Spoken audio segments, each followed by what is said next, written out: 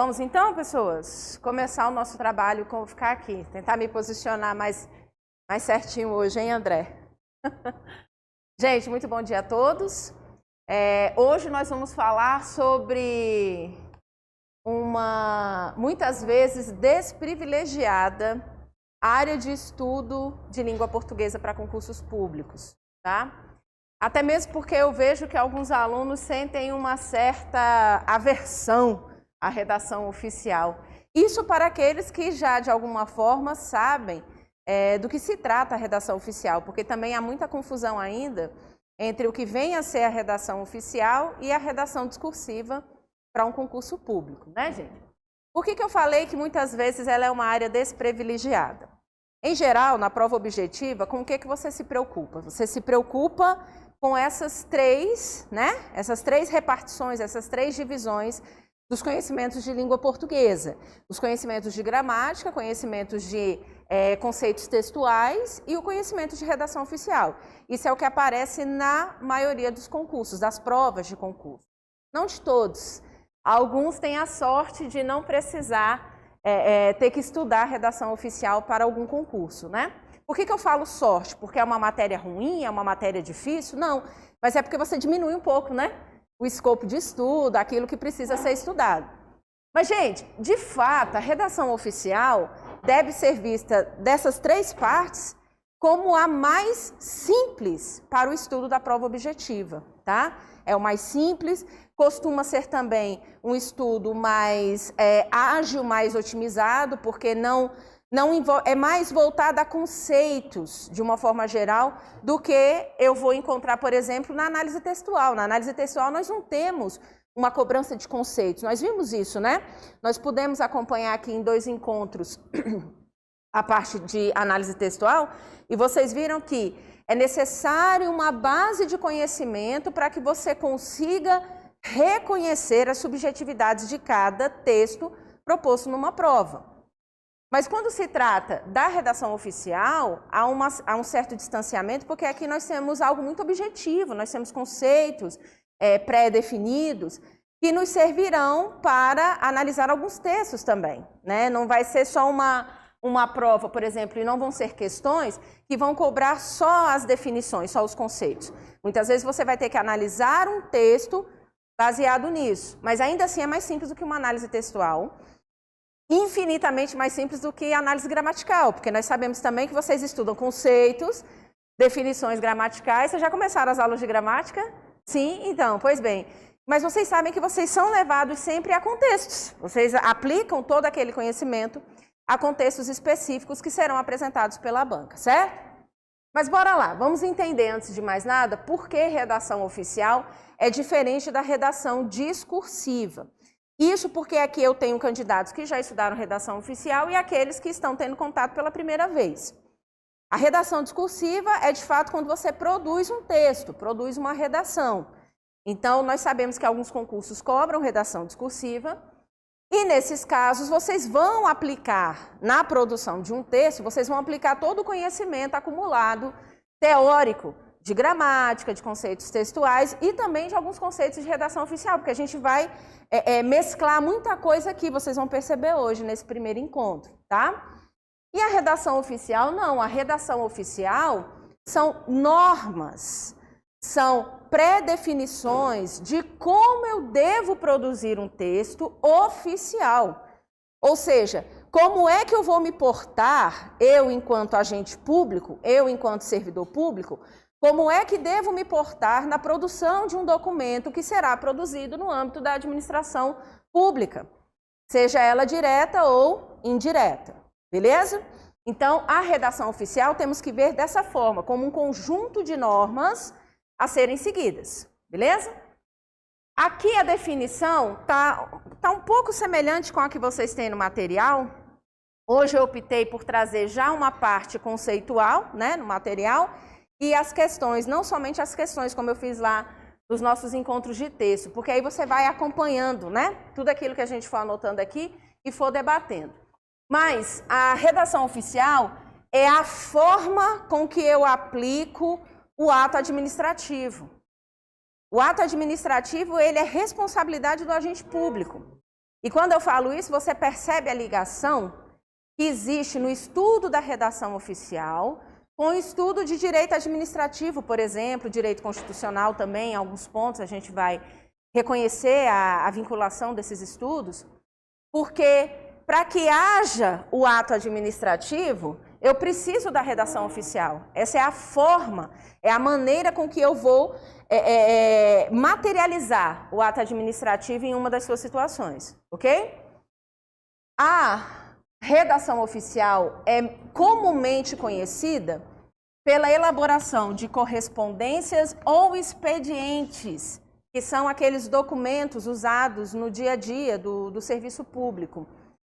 Mas não quer dizer que ela também não sirva para atos maiores em termos de importância, como, por exemplo, um ato normativo, né? Aquilo que vai virar uma lei, por exemplo, um projeto de lei. Então, ela também vai servir para isso.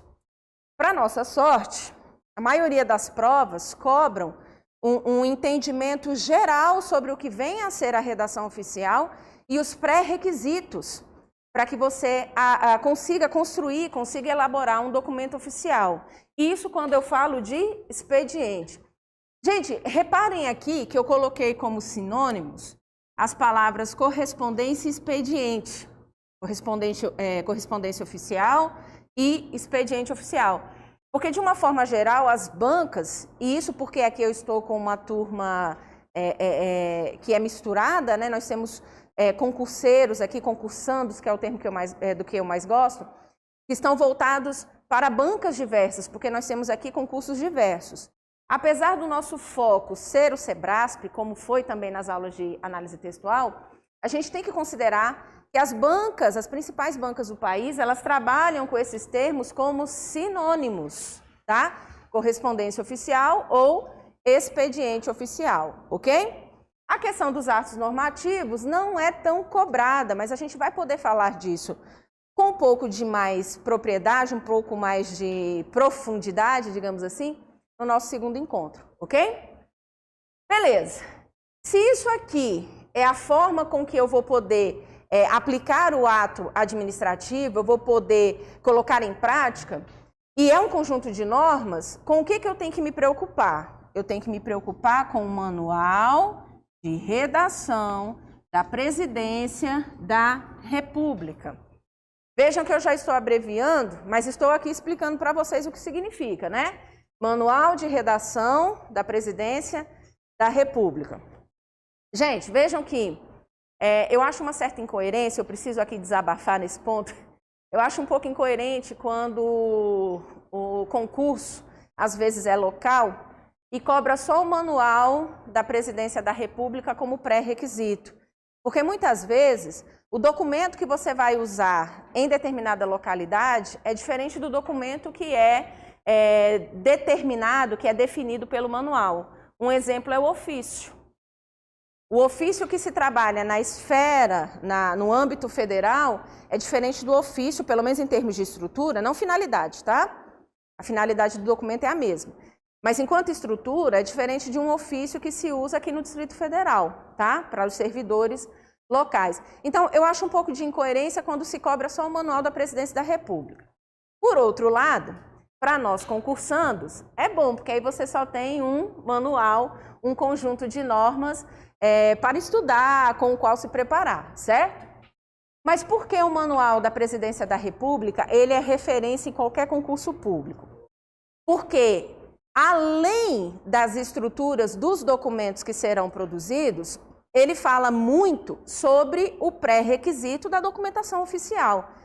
E isso, que é exatamente aquilo com que nós vamos começar a nossa aula, é fundamental em qualquer documento oficial, não importa se local ou de âmbito federal, não importa. Então, os princípios da documentação oficial são sempre os mesmos. Por isso que ele é usado como uma referência para a construção, para a elaboração, a feitura de qualquer documento público, documento oficial. Beleza? O que a gente precisa saber a respeito do Manual da Presidência da República? Estamos na 3ª edição. Isso aqui é importante porque muitas vezes eu tenho aqui algum candidato que já estudou redação oficial, mas o fez há alguns anos. Sei lá, você estudava para concurso, mas isso faz o quê? 3 anos, 4 anos, e você retomou agora. Se isso ocorreu aqui, você vai perceber que existem manuais diferentes. Não é? A partir de 2018 que nós temos esse manual aqui, a 3ª edição. E por sinal, gente, ficou uma formosura, tá? Ficou excelente de se ler, excelente. Foi uma revisão muito bem feita, porque o texto ficou muito mais fácil de ser lido. Isso quando eu falo do manual todo. O manual todo está muito mais fácil de ser lido, muito mais fácil de ser compreendido, entendido. Então, a própria redação do manual já melhorou, que foi o que ele pregou, de novo. Ó, vamos tentar tornar o mais fácil possível. A primeira edição do manual era de 91, mas por conta de toda uma reformulação administrativa, tá? Então, com a nova administração pública, que talvez vocês tenham estudado com a sigla NAP, né? Com a aplicação, a implementação da NAP, foi necessário que a redação oficial acompanhasse. Por isso, eles criaram o primeiro manual em 91, tá? Porque houve toda uma reestruturação da administração pública. Mas, de 91, sofreu também uma alteração, esse manual sofreu uma alteração em 2002. Por quê? Porque com o uso da internet, com a facilidade, né, que a internet trouxe para o usuário, também o serviço público teve que se readaptar. Então, foi feita uma alteração em 2002. E aí, percebam, o tempo, né, que ficou enorme, que ficou da 2ª edição para a 3ª, de 2002 para 2018. Então, se você já estudou o manual de 2002, aquele manual da 2ª edição, você precisa ficar atento a esse manual que foi publicado no dia 28 de dezembro de 2018, ok? Ele foi publicado com novas informações, com outras alterações e, como eu havia mencionado a vocês, para nossa sorte, com uma linguagem muito mais simples, muito melhor de ser lido do que as versões anteriores. Então, é esse documento aqui, aquele no qual nós nos baseamos, certo? Então, nosso estudo está voltado a ele. Ele é de acesso público, então qualquer um de vocês pode acessá-lo. Existe, claro, uma vantagem de vocês estudarem por alguns materiais, como esse que eu disponibilizei, porque ele vem aqui resumido e ele vem direcionado para aquilo que mais cai, né? Porque no manual da presidência, por exemplo, existe toda uma parte sobre norma culta, padrão culto da língua, em que existem lá as regras gramaticais de ortografia, de acentuação, pararatibum, que quando você estuda a redação oficial não é o foco, tá? Espera-se, inclusive, que você já tenha tal conhecimento. O foco é outro, existem detalhes com os quais a gente tem que se preocupar um pouco mais, beleza? Por isso que a gente vai delimitar um pouco mais o nosso estudo. Dito isso, não é só o Manual da Presidência da República aquilo que nós usaremos aqui no nosso curso. Por quê? Existem alguns documentos oficiais que são muito comuns, por sinal, como um relatório, como um parecer, como a ata. A ata é um documento que todos aqui conhecem porque ele também é utilizado em âmbito privado, né? Não só no serviço público. São documentos, gente, que muitas vezes não constam com detalhes no Manual da Presidência da República, mas que nós vamos debater aqui nos nossos encontros. Então, eu já cito que lá no segundo encontro eu vou fazer menção a um outro manual que vai nos servir de base para esses documentos, que porventura não foram contemplados pelo Manual da Presidência da República. Então, o manual em questão será o manual da Câmara dos Deputados, ok? Então, o manual da Câmara, ele traz alguns documentos mais detalhados em termos de estrutura, definição, finalidade, que o Manual da Presidência não traz. Eu acho interessante que trabalhemos considerando que aqui nós temos candidatos para bancas diversas, né? Não só para a banca Sebrasp. Beleza? Alguma dúvida a respeito do que é a nossa referência bibliográfica para estudo da redação oficial? Tranquilo até aqui? Então, bora lá. Quais são os princípios ou características? Essa parte é muito importante. Características do documento oficial ou da redação oficial, tá? Pode colocar aí da redação oficial que vai dar do mesmo. Agora vocês vão perceber que quando se produz um documento no serviço público, na administração pública, você não vai poder redigir um texto como você redigiria um e-mail para um colega, para um amigo, porque existem pré-requisitos. Então, quando eu falo dessas características, vocês podem colocar aí que são pré-requisitos também, tá? Não são características porque eu suscito essa análise, não, porque é uma necessidade. É um pré-requisito que o documento oficial deve ter. Então, no material que vocês receberam, vou aqui só pegar rapidinho, ele traz aqui, ó, elencado, clareza, formalidade, objetividade, concisão, mas nós temos outros aqui que vão aparecer na nossa anotação, que vão aparecer aqui no que nós precisamos conhecer a respeito das características. Por exemplo, nos manuais antigos não se falava de objetividade. A objetividade era algo que você inferia no estudo da concisão.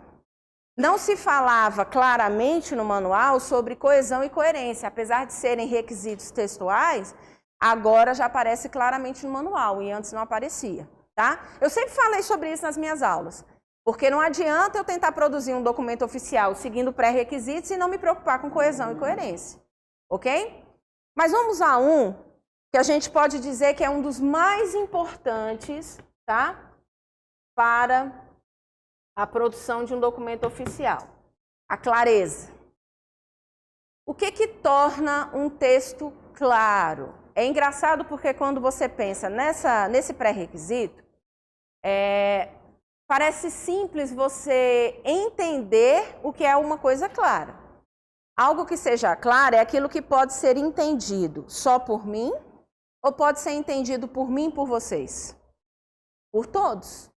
Clareza é isso. Tá? E quando nós estudamos esses princípios, essas características do documento oficial, mais uma vez nós vamos associar isso ao estudo do direito administrativo. Por exemplo, todo mundo aqui conhece o LIMP, certo? O que é o LIMP, gente? Em direito administrativo, o que é o LIMP? Eu não quero o significado, eu quero que você me diga o que é o LIMP. São os princípios da administração pública. Esses mesmos princípios, vocês vão ver eles traduzidos aqui, nesses pré-requisitos, nessas características do documento oficial. Então, os princípios da administração pública vão ser traduzidos aqui. Então, vamos relembrar. LIMP, o que é o L? O que é o L? Legalidade. O I? Impessoalidade. O M? Moralidade. P? Publicidade e eficiência. Reparem que a clareza, ela conversa diretamente com o princípio da eficiência. Porque se o texto não for claro, eu não tenho a eficiência do ato administrativo sendo cumprido. Qual é a eficiência? A comunicação. Se ele não for claro, ele vai cumprir o papel básico, que é se comunicar com o interlocutor? Não. Então, esse é o primeiro ponto que vocês precisam anotar. Que a clareza, esse princípio do documento oficial, essa característica do documento oficial, está associada ao quê? Do LIMP, dos princípios da administração pública. Ele está associado à eficiência, beleza? Diretamente relacionado à eficiência. Aí vamos lá, vamos pensar.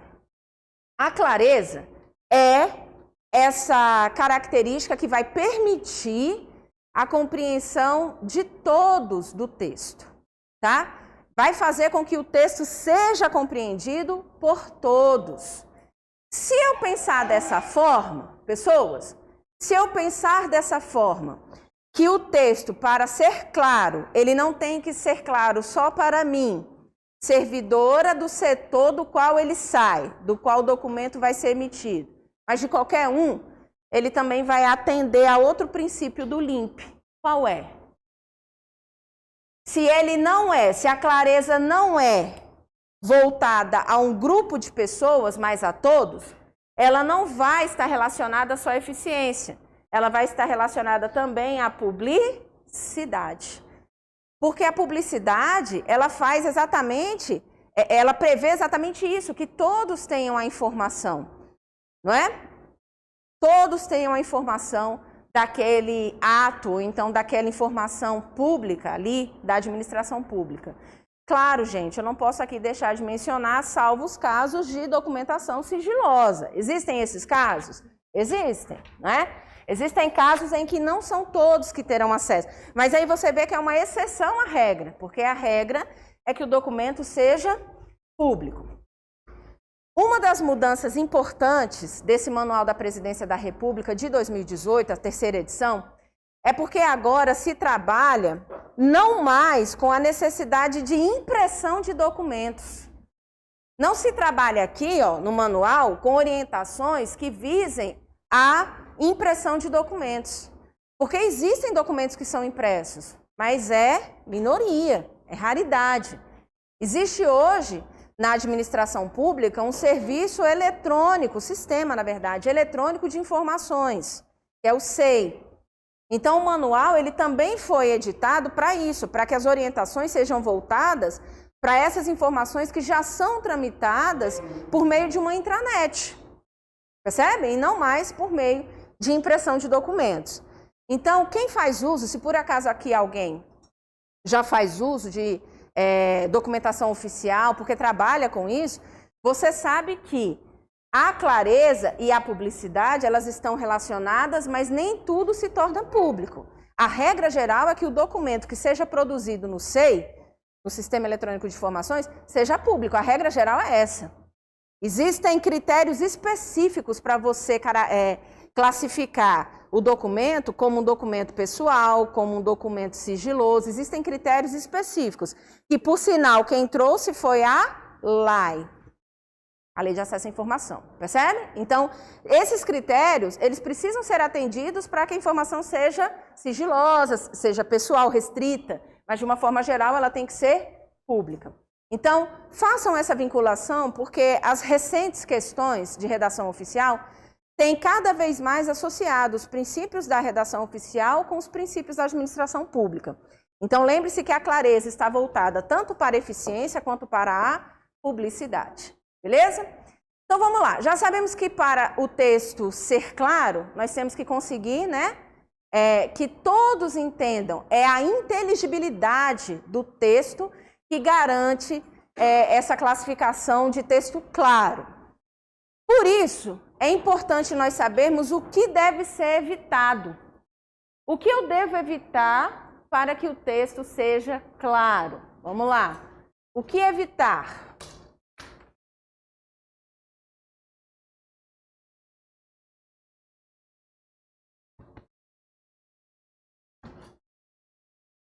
Linguagem, o primeiro ponto a se evitar. Linguagem rebuscada. Gente, todo mundo aqui deve imaginar que num texto oficial você não vai ser informal. Você tem que agir com formalidade, que isso é também um princípio do qual nós falaremos daqui a pouco. Mas aí, quando se fala em formalidade, muitas vezes as pessoas confundem com uma linguagem que muitos aí, na linguagem popular, chamariam de linguagem difícil. Ó, essa linguagem aqui é formal, ela é difícil. E não é assim que tem que ser, tá? Então, é importante nós evitarmos a linguagem rebuscada. Em outras palavras, esse falar difícil, essa linguagem que é chamada de difícil pelo povão, né? Pela grande massa. Eu não preciso, para ser claro ou para ser formal num documento, num texto, eu não preciso usar uma linguagem rebuscada. Basta eu usar uma linguagem usual, uma linguagem comum, formal, porém comum, formal, porém usual. Gente, o que quer dizer isso? Quer dizer que eu não vou fazer escolha de termos eruditos, de palavras que poucos conheçam. Eu não sei se na aula de texto eu fiz menção a um exemplo de uma prova do Ministério Público da União que trouxe no texto a palavra desperdício. Eu comentei isso com vocês na aula de texto? Acho que não, né? Olha só. Desperdício é uma palavra que apresenta um correspondente que todos nós conhecemos muito bem, que é a palavra desperdício. Desperdício não é uma palavra usual?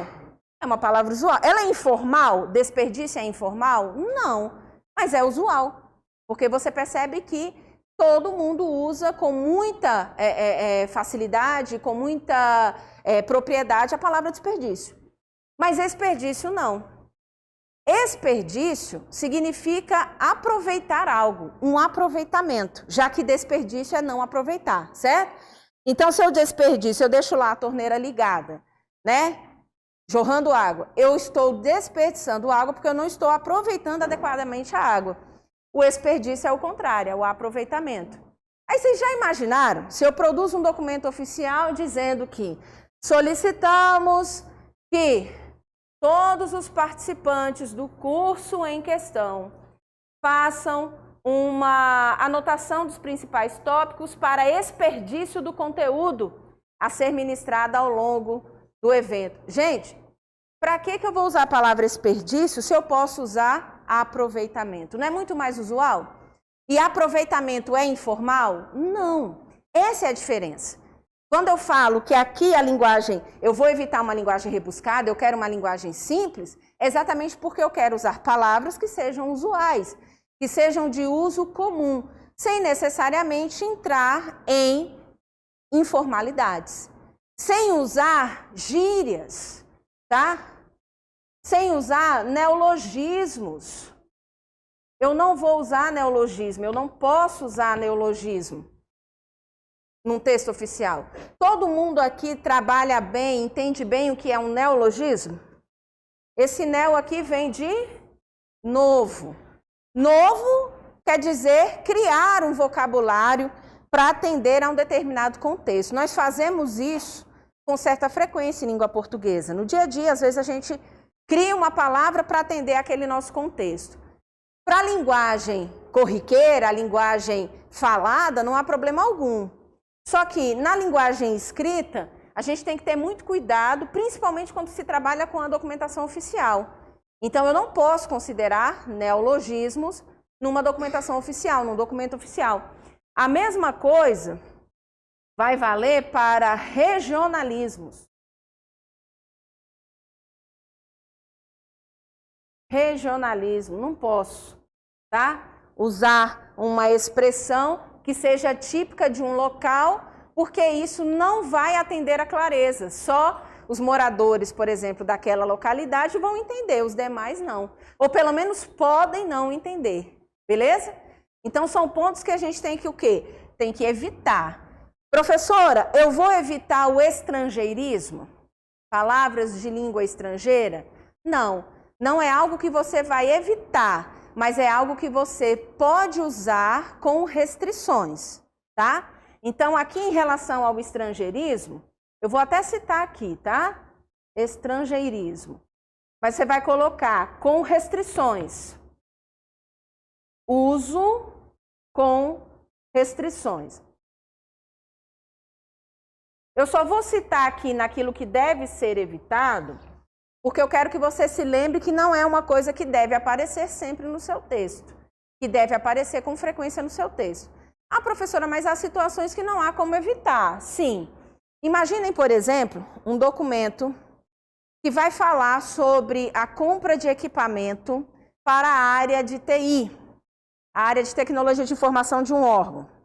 Pode ser que ali apareçam termos em língua inglesa, sim ou não, pessoas? É muito comum. Mas se o documento tem a finalidade de falar exatamente sobre a compra daquele equipamento, esse termo vai ter que aparecer ou não vai? Vai. Mas ele vai aparecer em abundância? Não. É um uso restrito, é só para indicar o nome do equipamento, por exemplo. Percebem? Então, não é que eu vou evitar, mas é que eu tenho que ter cuidado. É um uso com restrições. Da mesma forma, eu vou me preocupar com a linguagem eu colocar aqui embaixo. Linguagem técnica. Tá?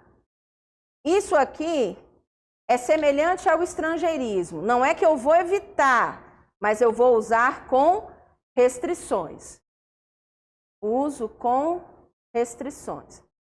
Reparem, por exemplo, eu sou do executivo local e no meu órgão existe uma assessoria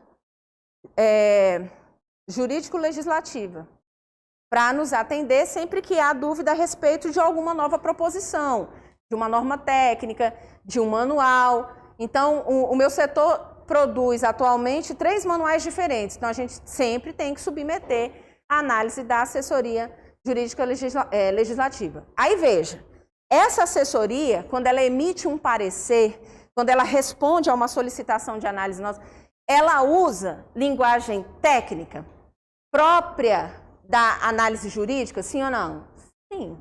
Ela vai usar, em algum momento vai aparecer, mas não quer dizer que o texto vai ser banhado com jargões jurídicos, tá? Eu não quero aqui jargão, eu não quero expressões que sejam conhecidas só por um grupo específico. Não, eu quero que a linguagem seja técnica, que apareçam alguns termos técnicos, mas sempre com limite, sempre com restrição, sem ultrapassar aquele limite da clareza que o texto tem que ter.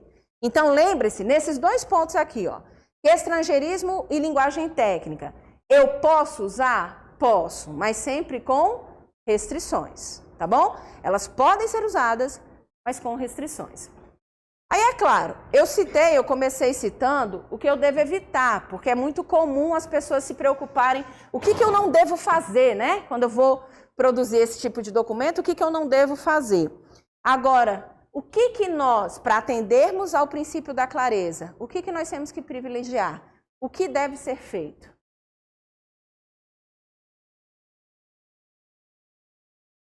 O que fazer para atender a esse princípio da clareza? Primeira coisa, elaborar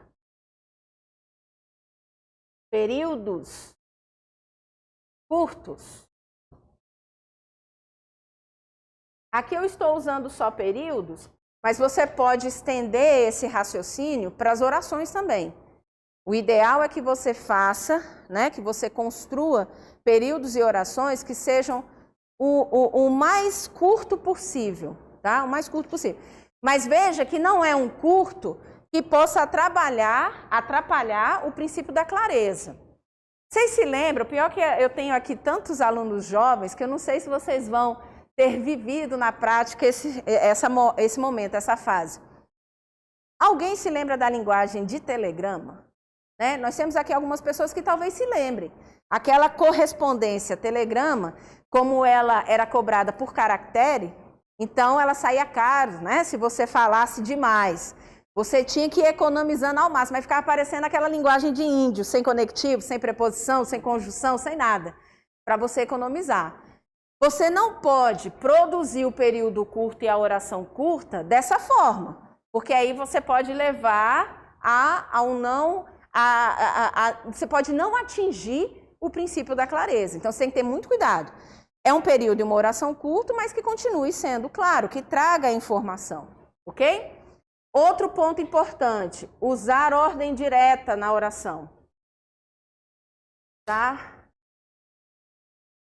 Ordem direta nas orações e períodos.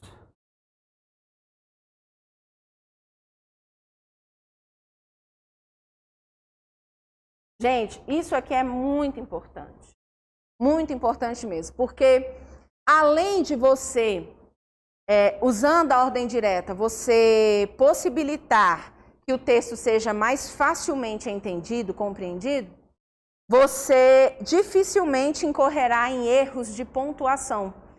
É um dos problemas que eu mais encontro em textos oficiais, acredito? Eu estou falando no serviço público mesmo.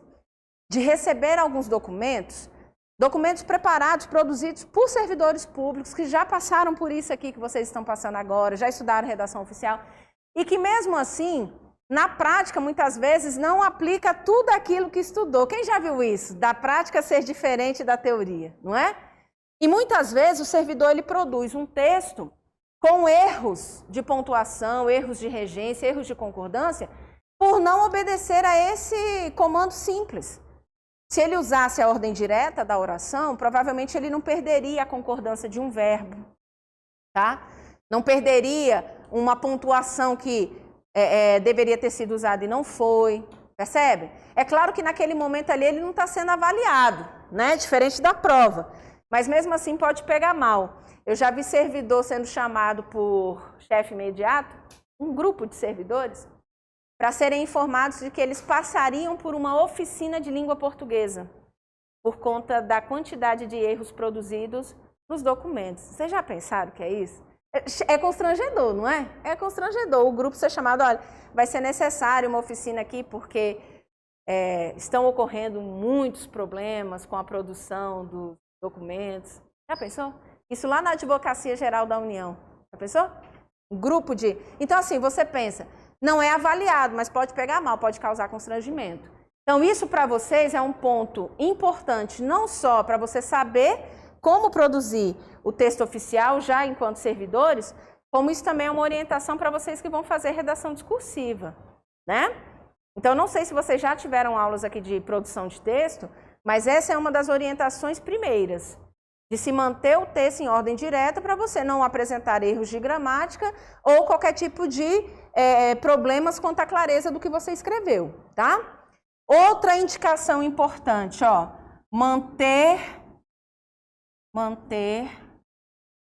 o tempo verbal.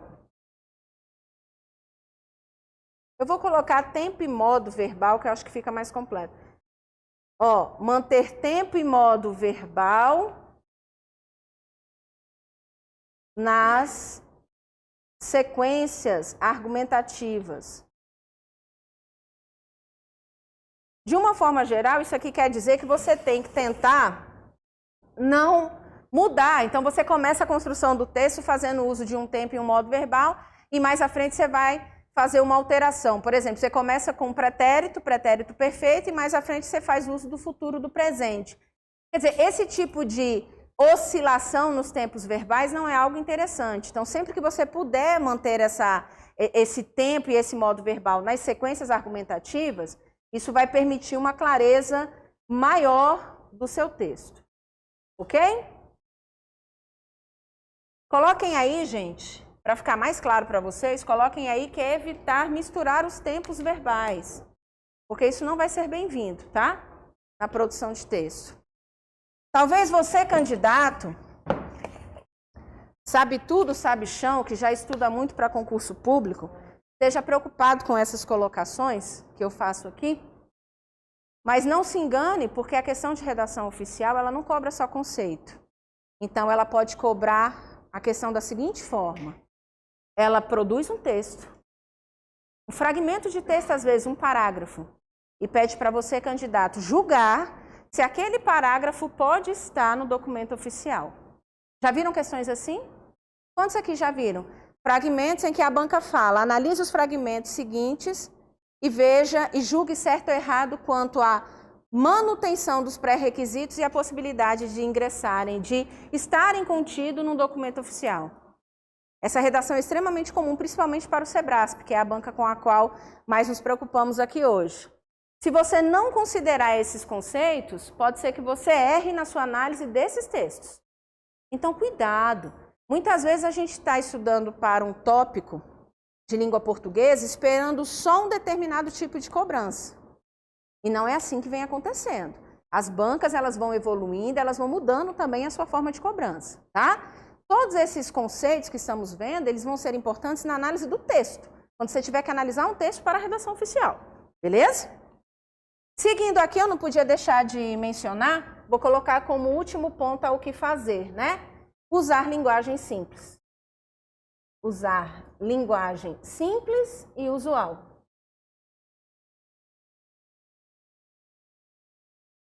Lembrando que usual não é a mesma coisa de informal. Eu mostrei um exemplo para vocês agora há pouco, né? Sobre a diferença do que é usual para o que é informal. Usual é aquilo que você sabe que é de uso comum, é uma palavra que ela pode sim fazer parte da formalidade, mas que todos compreenderiam com mais facilidade. Beleza? Gente, até aqui, alguém tem alguma dúvida a respeito de como aplicar, como atender ao pré-requisito da clareza? Alguém lembra de alguma situação na prática que pode ter ferido o princípio da clareza? Não? Eu me lembro de ter mencionado a vocês, na aula de texto, sobre um erro que eu cometi fazendo uso de parônimos. Vocês são lembrados quando eu falei das expressões de encontro A e ao encontro D? Elas são parônimas, né? Elas são parecidas, porém apresentam significados totalmente diferentes. Então, um dos pontos que vocês devem evitar, apesar de eu não ter mencionado ali, mas eu estou recapitulando aqui com a nossa aula de texto, não façam uso de homônimos nos textos de vocês, oficiais, não façam uso de termos parônimos. Como eu havia mencionado antes, eu errei quando usei no meu texto o de encontro A. Porque se ele tem um parônimo ao encontro D, poderia realmente não atingir a clareza. E foi o que aconteceu, porque no meu setor já houve problema. A minha chefe já tinha entendido de forma equivocada. Então veja que isso é um erro que eu cometi. E pode ser um erro que qualquer um cometa. Então quem quiser sinalizar aí, que não pode ser usado homônimo e não pode ser usado parônimo em textos oficiais, tá? Não podem ser usados homônimos e parônimos em textos oficiais. Deixa eu tentar seguir uma ordem do que está aqui. Vamos à formalidade agora. Já que eu falei sobre linguagem usual,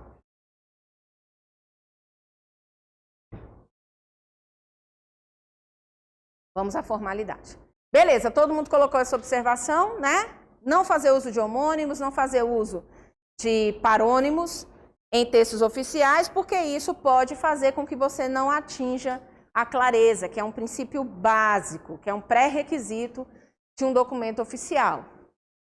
Ok? Muito bem. Vamos avançar para a formalidade. O que significa ser um texto, ou melhor, conseguir um texto formal na elaboração. Gente, basicamente a formalidade, ela se alcança quando você faz uso da norma culta ou do padrão culto da língua. Então, basicamente é isso, tá? Então, vamos anotar aí, que a formalidade diz respeito ao uso da norma culta ou padrão culto da língua. Ok? Dependendo da banca, vocês vão encontrar essas duas definições. Padrão culto ou norma culta. Mas tenham cuidado. Se aparecer padrão oficial, está errado. Sabe por quê? Olha só. Quando eu falo padrão culto e ser sinônimo de norma culta, são os preceitos que nós já conhecemos, que são informados, que são explicitados numa gramática normativa, certo? Então, eu tenho que seguir tudo o que a gramática normativa impõe, tudo que ela coloca como regramento a se seguir para a linguagem escrita. Quando uma banca diz que um documento oficial deve seguir um padrão oficial de linguagem, quer dizer que é como se nós tivéssemos que usar uma linguagem que foi criada só para o serviço público. Olha a diferença disso, mais uma vez. Padrão culto é a mesma coisa que norma culta, que quer dizer o quê? Seguir os preceitos de uma gramática normativa, beleza? É isso que quer dizer.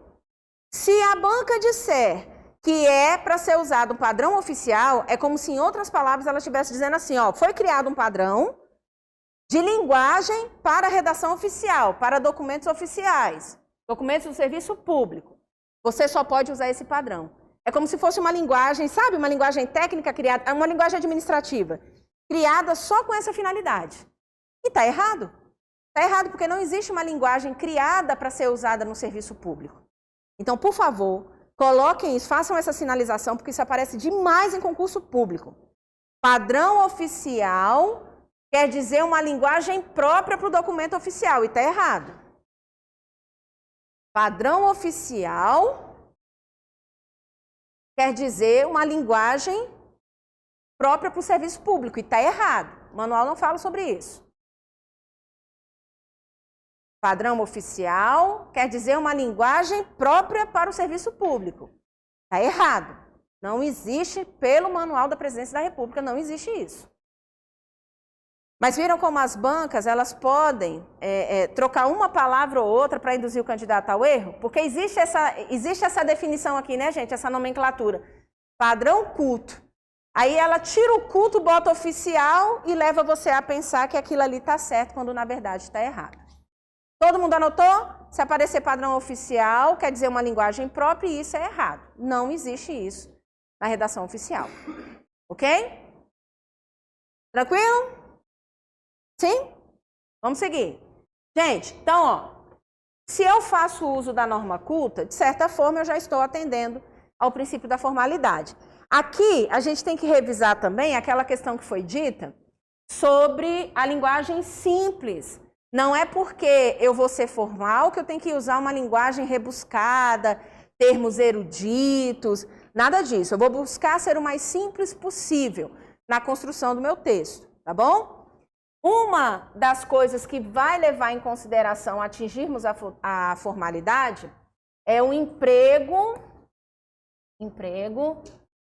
das construções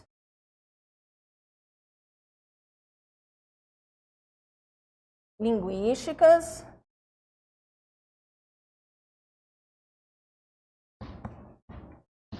e vocabulário adequado.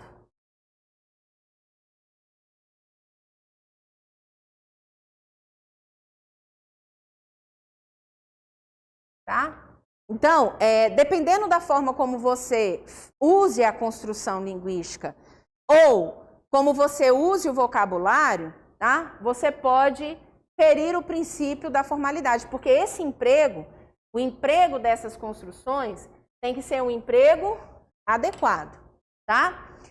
Um dos principais erros que aparecem em questões que falam de formalidade, gente, é quando o texto cria ambiguidade. A ambiguidade é algo próprio do estudo da formalidade, porque veja, se eu usar um termo inadequadamente, uma palavra inadequadamente, pode ser que com isso eu consiga mais de um sentido no texto, que não é o que nós queremos, tá? E isso não tem muito a ver com a clareza, não, porque os dois sentidos, eles são claros, mas não são os dois viáveis para aquele documento. Então, nós temos que saber que a construção, dependendo da forma que ela for empregada, ela pode criar ambiguidade. Entendem? Uma outra forma de nós alcançarmos a formalidade também tem a ver com o uso, tá? Você deve se preocupar com o emprego dos pronomes de tratamento. Eu vou aqui colocar primeiro formas de nós atingirmos a formalidade. Daqui a pouco eu volto ao que você deve ter, com o que você deve ter cuidado, o que você deve evitar, tá? Então aqui, ó, o emprego dos pronomes de tratamento também corresponde à formalidade que nós queremos alcançar no texto. Gente, imagine só, eu tratar um juiz como senhor. Isso é um absurdo, não é? Sim ou não? Não, parece um absurdo, né? Mas não é. Não é um absurdo. De acordo com o Manual da Presidência da República, o pronome de tratamento senhor é o pronome, o vocativo adequado para que seja usado, direcionado a um juiz, até mesmo a um desembargador. Tá? Mas existem outros pronomes de tratamento com os quais nós vamos nos preocupar mais, como os pronomes Vossa Excelência, Vossa Senhoria, não é? Por exemplo, aqui pode ser que vocês já tenham estranhado, num ofício, no campo do destinatário, não aparece a vossa excelência fulano de tal, aparece a sua excelência. Por que isso? Então, a gente vai trabalhar daqui a pouco essa diferença. Mas o emprego adequado corresponde à formalidade. Então, eu não posso tratar quem é vossa excelência como vossa senhoria, muito menos como você. Vocês se lembram do caso do você no Supremo, no STF, em que o ministro deu uma chamada boa, quer dizer, foi excessivo aquilo também, né? Totalmente desnecessário. Mas, se nós pensarmos de forma bem categórica, o uso daquela advogada, o pronome de tratamento, de fato estava inadequado. Ela não poderia usar o você. Mas por quê, gente? Só porque ele era ministro ou porque não era formal? Porque não era formal. O você ali não era formal. Existe o pronome de tratamento adequado àquela autoridade, né? A despeito do que ele fez, porque o que ele fez também era desnecessário, o ministro, né? Então, vamos voltar aqui. O emprego vai corresponder, o emprego dos pronomes de tratamento vai corresponder ao princípio da formalidade, beleza? Agora, o que você deve, não é nem evitar, com o que você deve ter cuidado? Com construções ambíguas, tá? Palavras ou expressões que causem ambiguidade.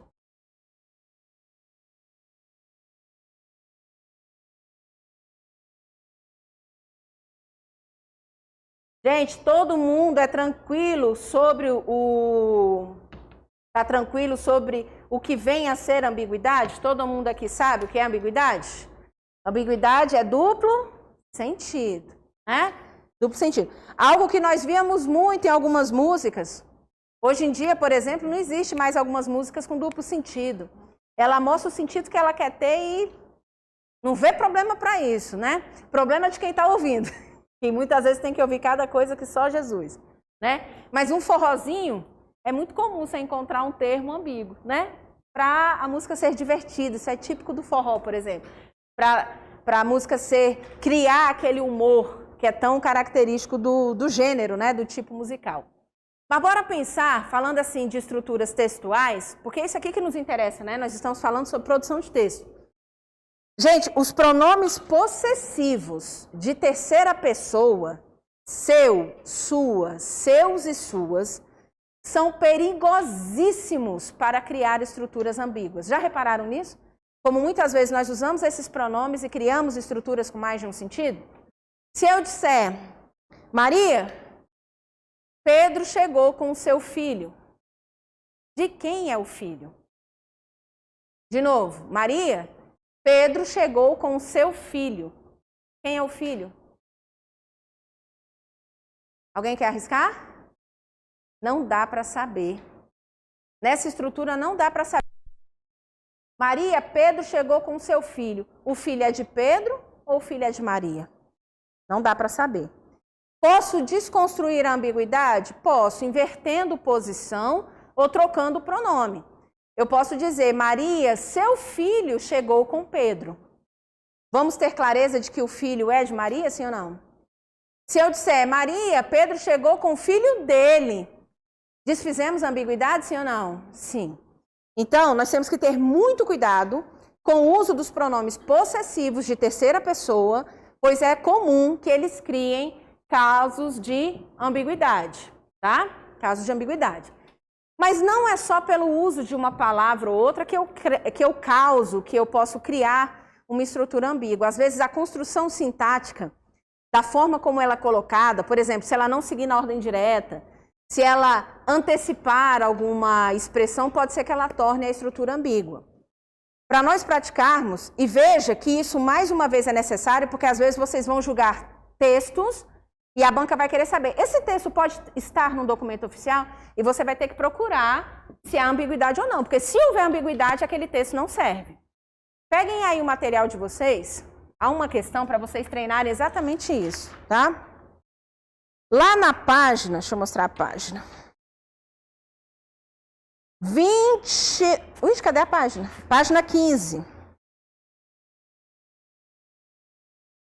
Isso, página 15.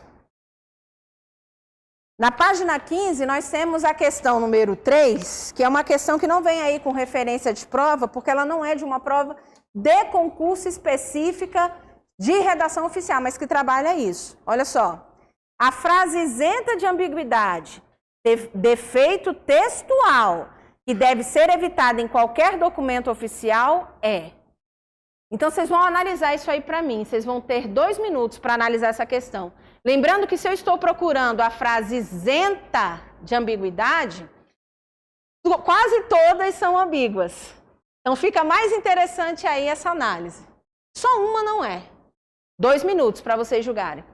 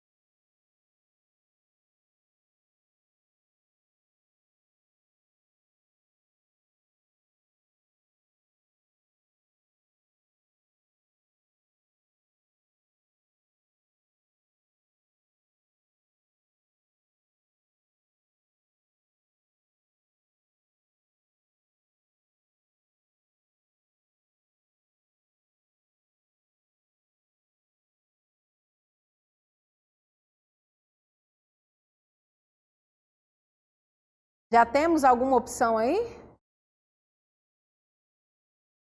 Qual que vocês acham que é? Eu ouvi aqui D de dado, né?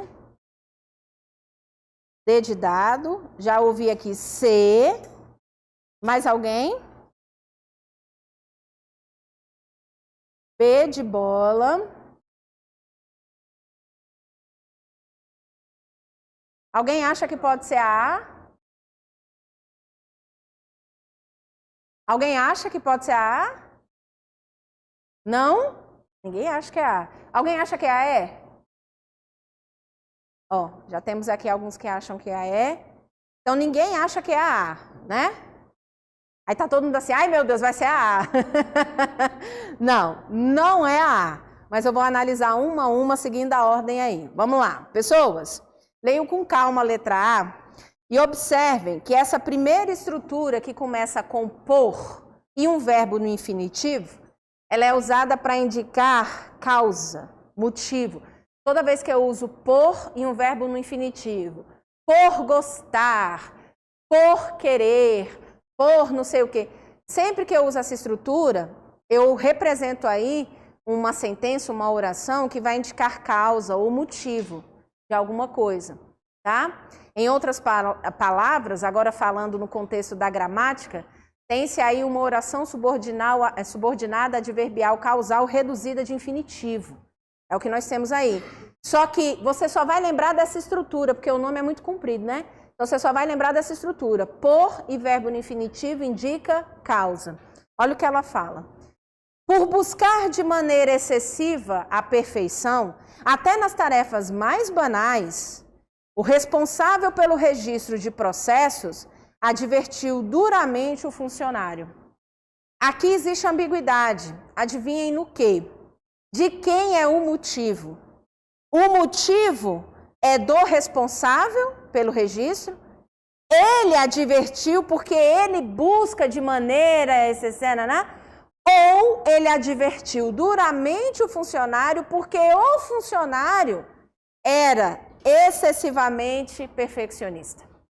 Então, não é possível, leiam com calma que vocês perceberão isso, não é possível você julgar quem é o perfeccionista, se foi quem advertiu ou a pessoa que foi advertida. Não dá para saber, tá?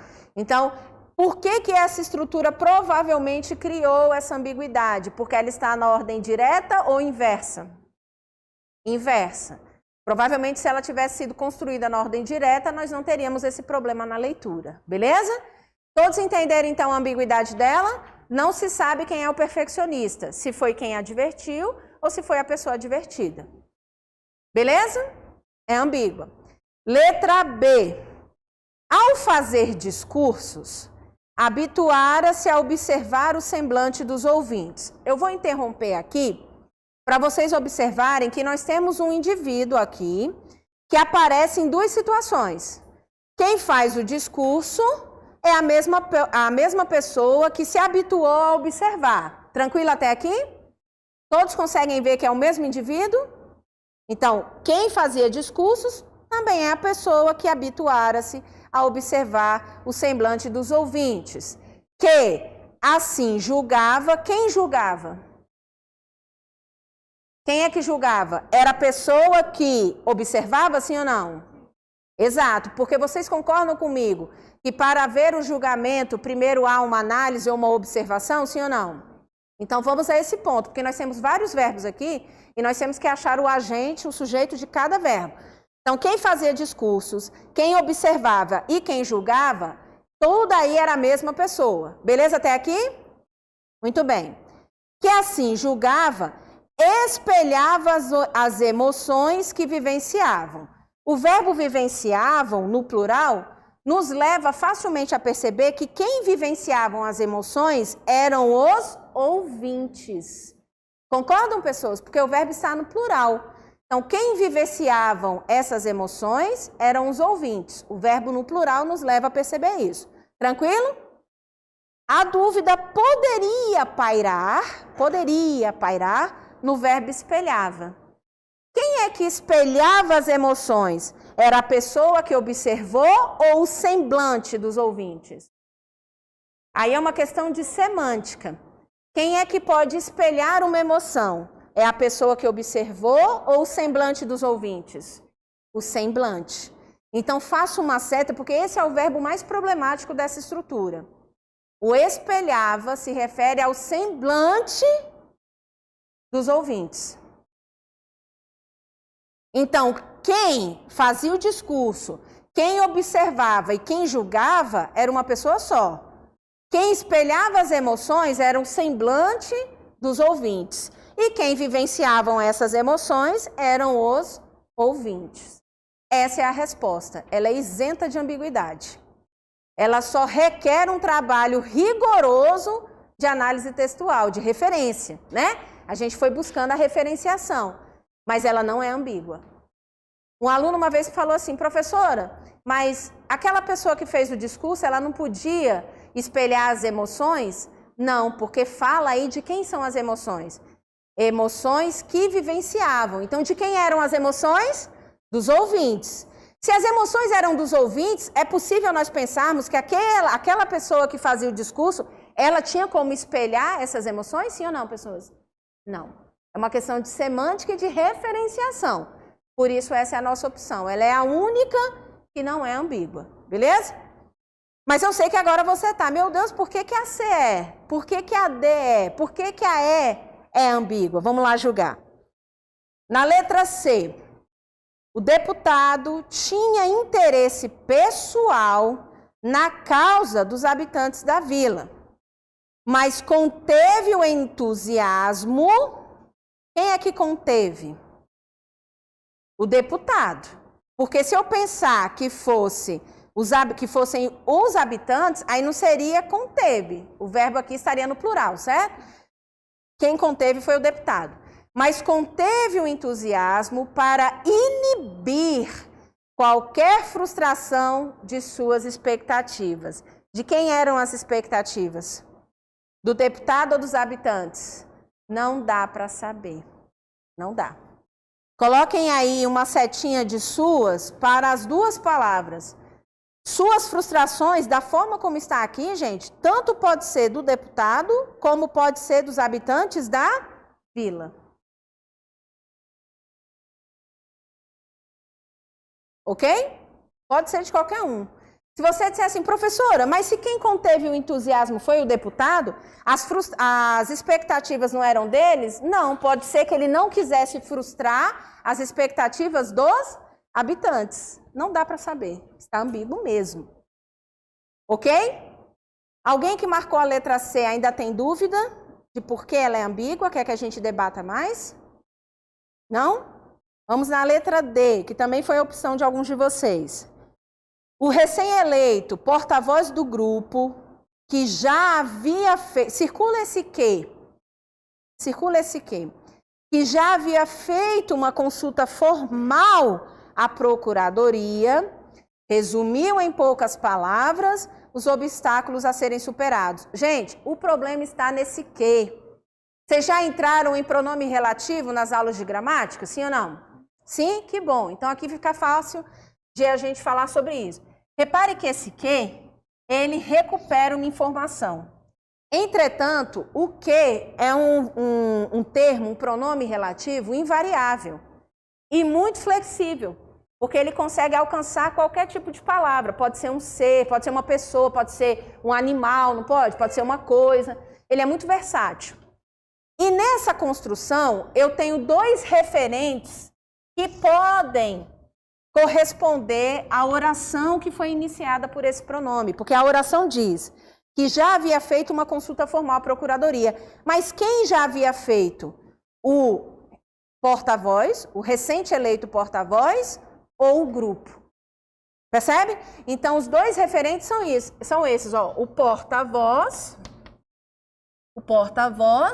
ou o grupo. Eu acho que eu coloquei na ordem trocada, né? Porta-voz apareceu primeiro. Só arrume aí, ó. Eu coloquei na ordem trocada. Primeiro é porta-voz, depois o grupo. Entendem? Então, esse que, ele está recuperando as duas informações.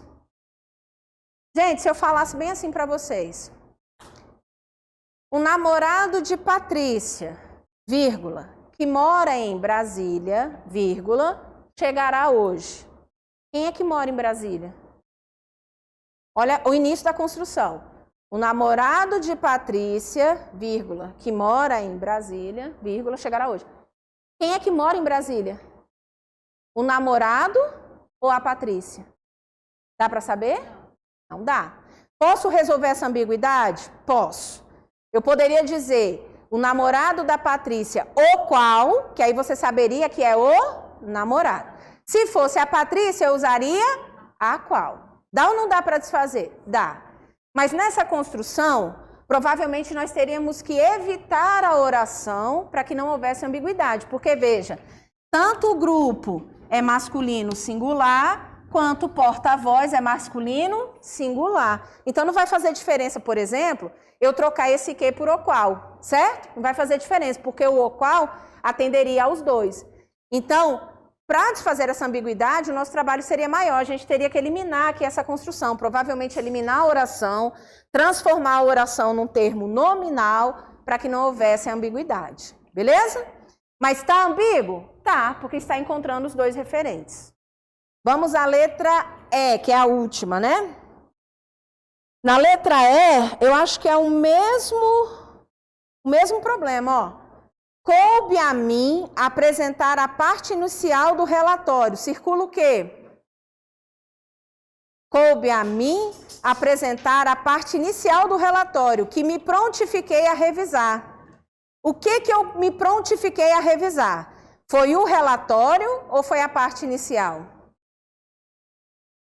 Coloquem aí a referência para os dois termos. Esse que causa ambiguidade para relatório e para a parte inicial. Aqui a gente consegue resolver com a troca, não consegue, gente? Se fosse a parte inicial, era só usar a qual. Correto, colegas? Se fosse parte inicial, era usar o a qual. Se fosse relatório, poderíamos ter usado o qual. Beleza? Esse aqui é um dos maiores problemas em termos de coesão, em termos de ambiguidade, em produções de texto. Gente, é sério, eu já vi muitas redações boas em termos de conteúdo, boas em termos de construção, mas que perderam ponto porque o candidato não soube usar adequadamente o pronome relativo que. Então, de preferência, não use. De preferência, não use o que, pronome relativo, que, conjunção integrante, não use numa redação. Porque as chances de vocês errarem a referência é muito grande, beleza? É muito grande. Eu fiz um recurso uma vez para uma aluna que fez uma prova para auditor de controle externo do TCDF. E a gente conseguiu a pontuação de volta. Mas o examinador, quando leu rápido, achou que ela tinha cometido um erro desse, mas ela não cometeu. E aí a gente conseguiu reverter a situação. Eu tenho esse recurso salvo, se vocês quiserem dar uma olhada e ver como isso funciona, manda para o meu e-mail, tá? Que eu envio a vocês esse recurso.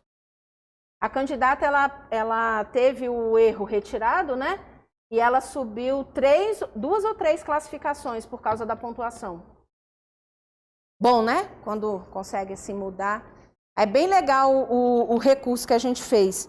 Mas vamos seguir. Então, temos aqui, gente, ó, resolvida a questão número 3, para nós sanarmos. 20. É minha idade, né? Então, é fácil lembrar. fatsobral20@gmail.com. Agora, quanto que eu fiz o e-mail, eu não conto.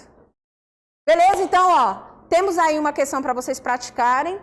Eu gostaria que vocês sinalizassem 2 estruturas que são perigosas. Uma eu já falei, que são os pronomes possessivos de terceira pessoa. E agora esse aqui, ó, pronome relativo.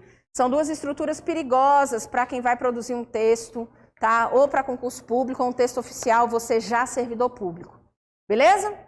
Vamos seguir, pessoas? Alguma pergunta a respeito ainda de formalidade? Não? Eu gostaria que vocês adicionassem uma informação, eu coloquei aqui, ó. Existe no novo manual, esse manual da 3ª edição, existe uma outra característica que antes não aparecia, porque isso daqui é como se fosse uma coisa embutida, tanto na formalidade quanto na clareza, que é a precisão. E aí eu fiz a sinalização, ó, a precisão ela vai bem, ó, vai bem ao encontro disso aqui, ó. Quando eu emprego adequadamente as construções e o vocabulário, eu consigo ser preciso no meu texto, ok? Então é só para mencionar, porque é uma característica da qual a gente não precisa falar tanto, mas é bom saber em que momento eu consigo atender a precisão, ó. Se eu fizer um uso legal disso aqui, tá? Das construções sintáticas e do vocabulário. Agora vamos passar para outras aqui, ó. 2 outras que podem gerar dúvida em alguns de vocês, mas que a gente vai resolver agora, ó.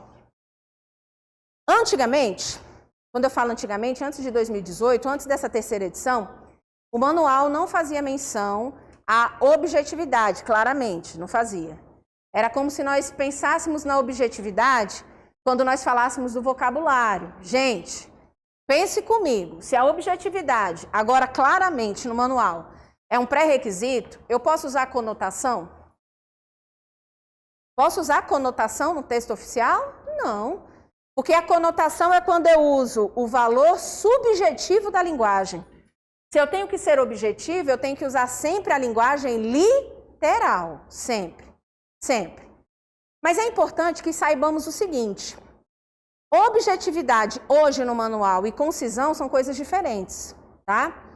As 2 visam a economia, tá? Economicidade. É um princípio da economia na administração pública. Porque, veja, não se trata só de economizar em palavras. Eu preciso fazer isso? Eu preciso. Na prática, eu vou mostrar como isso funciona para vocês. Mas a objetividade também está para a mensagem que eu vou apresentar, certo? Eu tenho que ser objetivo na ideia que eu vou expor no meu documento. Então, enquanto a objetividade está para a ideia, a concisão está para as palavras. Mas sempre preconizando o quê? Um uso reduzido. Eu não vou reduzir a informação, não se trata... Quando eu falo aqui em ser objetivo e pensar na ideia, eu tenho que ter muita clareza, eu tenho que ter muito conhecimento daquilo que eu quero informar, daquilo que eu quero expor na minha mensagem, o que é a ideia principal, para que esse meu texto seja objetivo. Eu tenho que evitar rodeio de palavras, que também é conhecido como circunlóquios. Eu tenho que evitar circunlóquios, eu tenho que ser direto ao ponto. Então, a objetividade está na escolha das palavras, uma escolha reduzida de palavras, não de informações. E ser muito preciso, aqui entra também a precisão, e ser muito preciso na ideia principal da minha informação, na ideia principal da minha mensagem. Entendem? Então, ambas têm essa ideia da redução. Vamos tentar diminuir. Eu não preciso trazer um monte de ideia para o documento. Eu preciso ir direto ao ponto. Eu vou lançar a ideia principal e as ideias secundárias, se forem necessárias, tá? Então, a gente vai colocar, ó, principal, ideia principal e secundárias, se necessário.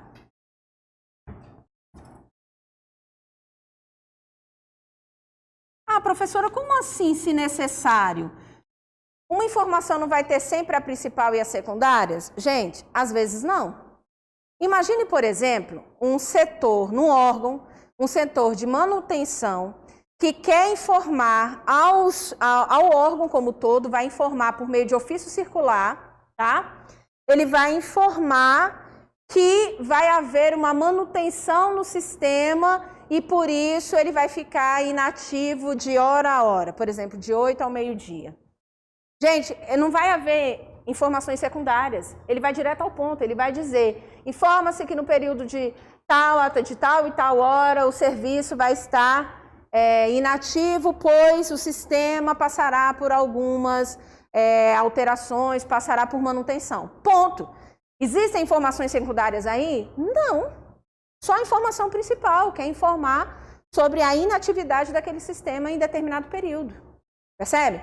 Então, há casos em que vão aparecer informações secundárias, mas só se realmente for necessário. Vocês já viram solicitações que começam com uma estrutura com o verbo considerando? Quem já viu o texto assim? Considerando Pararatimbum, informamos que. Ou considerando Pararatimbum, solicitamos que. É muito comum esse tipo de estrutura em documentos oficiais e não é um equívoco, não é um problema. Só que se você pensar bem, a informação principal é a informação. Começa lá, ó. Considerando X, informa-se Y. O principal é o informar o Y. O considerando X era uma informação secundária, porém necessária. Entende?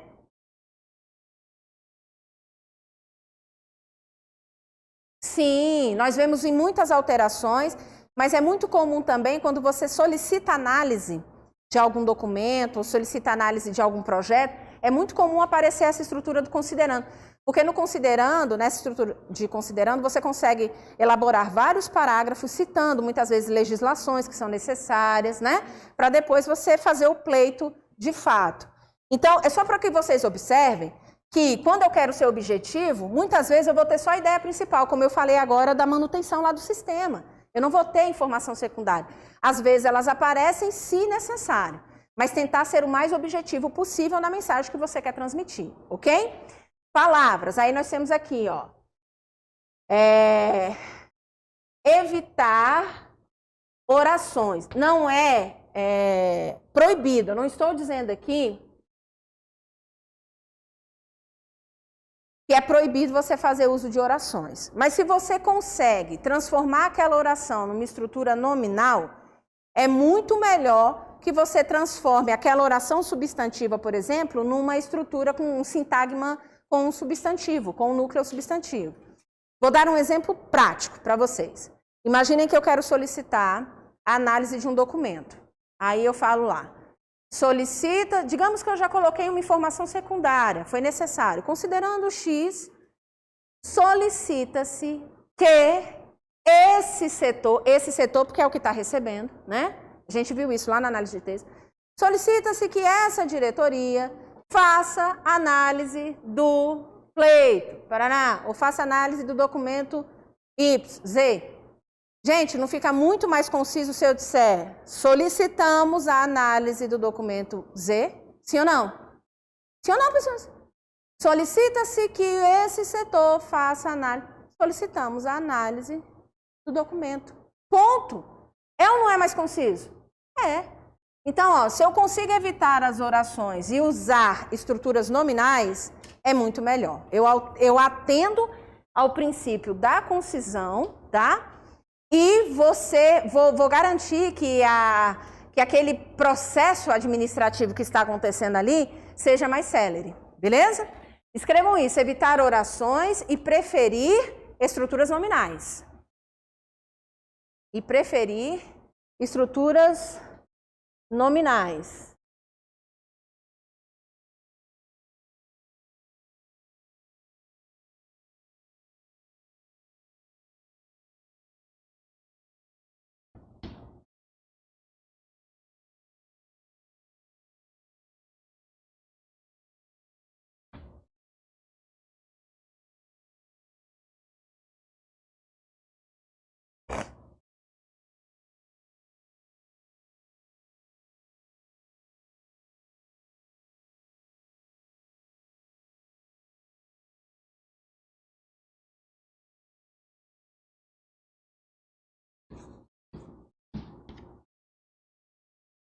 Evitar introduções e fechos padronizados aleatoriamente. Eu vou citar exemplos disso para vocês entenderem como que eu posso encontrar algumas construções que ferem o princípio da concisão. E elas são comuns, gente. Eu falo aqui padronizadas exatamente por isso. Parece que o uso delas no serviço público as tornaram padronizadas, mas de forma aleatória, sem seguir um regramento, sem seguir uma norma específica, como nós vimos aqui que nós temos que seguir, que é o Manual da Presidência da República. Por exemplo, quem já viu documentos que começam assim?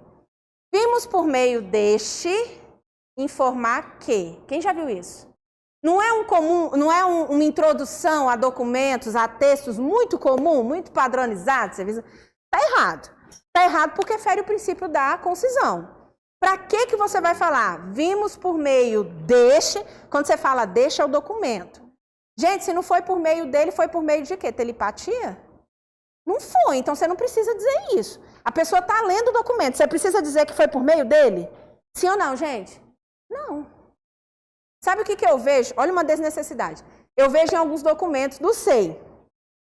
Todo documento do SEI, lá na árvore, vem com a identificação do número dele.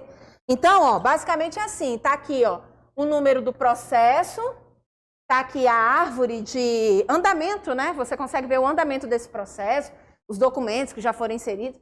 E aqui você consegue ver o documento no qual você clicou. Aí tá. Aí tem aqui o número do processo.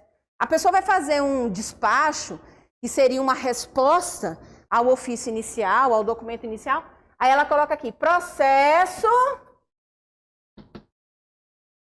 Esse número aqui do processo é igual a esse, que está aparecendo na mesma tela. Pergunto a vocês, é necessário? Não. O usuário já está vendo o número do processo aqui, que aparece para qualquer processo. É necessário no documento eu citar o número do processo? Se o usuário vai ler na mesma tela do computador, ele vai ver o processo aqui? Preciso colocar isso aqui, gente? Não. E eu vejo demais isso. O número do processo citado no documento, sendo que todo mundo vai ver o número do processo aqui. Quer dizer, isso fere o princípio da concisão? Fere. Não pode pôr. Não pode. Aí você vai falar, professor, mas lá no tribunal é assim. Lá no fórum é assim, todo mundo faz assim. É um assim que não atende ao que a gente está estudando. Eu não sei se eu falei antes, mas é muito importante que você esqueça a prática para estudar redação oficial. O aluno que aqui já trabalha na administração pública e lida com documento oficial, tem que esquecer a prática para estudar. Porque senão ele vai levar em consideração alguns erros que acontecem lá. Não era para acontecer, mas que acontece. Vamos voltar ao vimos por meio deste. Gente, Vimos por meio deste informar. Coloca lá, informamos. Professora, posso dizer, vimos informar? Pode. Porque essa locução verbal, ela é formada, ela atende ao período composto e ela é preconizada pela gramática. Então, não é um erro você colocar vimos informar. Eu, particularmente, ainda acho que é melhor você colocar só o verbo. Informamos. Informamos. Ou informo, tanto faz. Quer usar o informa-se? Dependendo da informação, se você quiser usar uma oração, você até pode, se não for muito extenso, né? O documento é super curto, a mensagem é curta, às vezes você vai usar a oração. É como eu falei, você vai evitar, não é proibido que você use orações. Podem surgir casos em que você encontre o uso de orações como adequado. Mas, gente, vimos por meio deste, esse por meio deste tem que abolir, beleza? Não pode usar, é errado. Tá, aí isso é uma forma de introduzir. Quem já viu o fecho? Renovam-se os protestos de estima e elevada consideração. Quem já viram isso? Quem já viu? Esse é clássico. Colocamos-nos à disposição para esclarecimentos. Quem já viu? Professor, isso é erro? Claro que é. Você está transmitindo uma comunicação, você coloca uma frase dizendo que ele pode te procurar, caso ele não entenda, primeiro que aí você já está fugindo de tudo. Não é para ser claro? Então, espera-se que ele não vá precisar procurar você. Outra coisa, se de fato não houver entendimento, você precisa citar isso ou você, como servidor público, está à disposição para esclarecimentos? Você está ou não está? Você está? Gente, não tem por que haver essa frase, esse fecho nos documentos. Colocamos-nos à disposição. Não. Informou, informou. Solicitou, solicitou e só.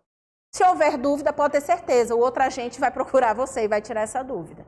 Percebe? Então, existem, de fato, algumas introduções e alguns fechos que se tornaram padrão na comunicação oficial e que devem ser desconsiderados. Porque eles vão ferir qual princípio, gente? Princípio da concisão, tá? Então, escrevam aí essas duas expressões que eu citei. Na verdade, 3, né? A de introdução, vimos por meio deste, informar ou solicitar, ou ressaltar, não importa. Se vimos por meio deste, esse por meio deste tem que evitar, tem que abolir, na verdade. Renovam-se os protestos de estima, consideração e consideração. Isso aí é o famoso puxa-saquismo. Isso não vai acontecer. Aí você vai, professora, vai. Porque quando sai um documento lá do gabinete do governador para um secretário, vai com esse final? Vai. Na prática, vai. Mas segundo a redação oficial, não pode ter. E o outro fecho, que foi o que eu comentei, colocamos-nos à disposição para esclarecimentos. Você não deve mencionar isso, não há necessidade de você informar que você vai esclarecer caso haja dúvida. Tá? São alguns exemplos de expressões que não podem ser usadas aleatoriamente. A segunda, renovam-se os protestos de estima e consideração. Como eu falei, colega, não pode existir um negócio desse, mas eu vou encontrar isso num ofício que saia do gabinete do governador, do ibanês, para um secretário de educação, para um secretário de saúde, para o secretário de... Eu vou encontrar. Isso é comum, mas na prática não é a mesma coisa aqui, né? É como eu falei, você vai tratar o juiz como senhor, segundo o manual está certo, mas na prática vai dar constrangimento? Vai dar um mal-estar? Vai, em alguns casos sim. Em alguns casos sim. Beleza? Vamos ver aqui, eu tenho 7 minutos antes de fechar. Gente, alguma dúvida? Uma expressão muito comum em prova de concurso, vejo muito candidato me perguntando sobre isso. E que eu quero citar aqui, como um elemento da concisão. Gente, todos conhecem essa expressão? Além do mais, sim ou não? Todo mundo conhece, não é? É uma expressão, algo muito comum, que é usada na introdução de um texto, no desenvolvimento de um texto ou na conclusão de um texto. Já estou puxando vocês aqui para um pouco de redação discursiva. Eu vou usar além do mais.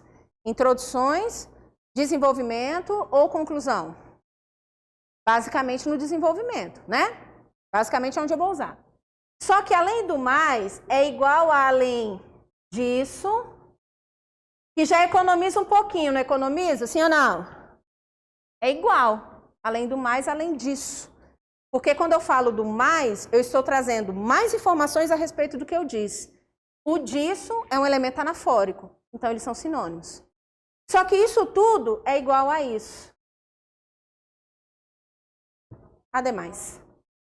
Quer dizer, tudo aqui é igual. Se eu for tentar atender ao princípio da concisão, qual que eu vou escolher? Ademais. Entende? Estou eu tendo que escrever